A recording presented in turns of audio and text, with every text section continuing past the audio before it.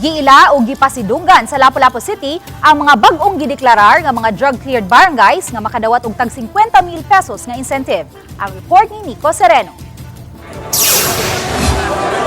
Uban ang kadagkuan sa Lapu-Lapu City Police, PIDEA ug DILG, gipangunayan ni Mayor Junard Ahong Chan ang pag-ila sa mga outstanding barangays. Gipahalipayan nila ang 7 ka mga bag-ong drug-cleared barangays nga mipasar sa rekisito sa Regional Oversight Committee. Makadawat sila og tag 50,000 pesos nga incentive para sa ilang Anti-Drug Abuse Council. Gawas niini, duna pay 5 ka mga unang barangay nga nadeklara ng drug-cleared. Lakip sila sa gipasidunggan, gumikan kay na-sustain o na-maintinar ang drug-cleared status. Ubos niini, na-validate ang drug program sa kabarangayan, na-locate o nahimuan o intervention ang mga drug surrenderies. Our fight against illegal drugs, I'd like to remind each and everyone, should start at home.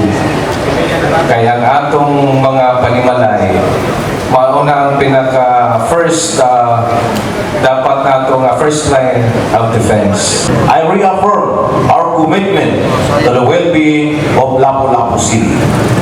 Let us continue to strive until every barangay is drug-cleared, ensuring a brighter future for the generations to come. Dunay 30 ka mga barangay sa Lapu-Lapu City nga tinguha sa syudad nga madeklara tanan nga drug-cleared. Matod sa City of Lapu-Lapu Office for Substance Abuse Prevention kun CLOSAP, duna pay 2 ka mga barangay nga pending ang himuon nga validation. We see to it also that the anti-drug campaign in the respective barangays, di lang siya for compliance.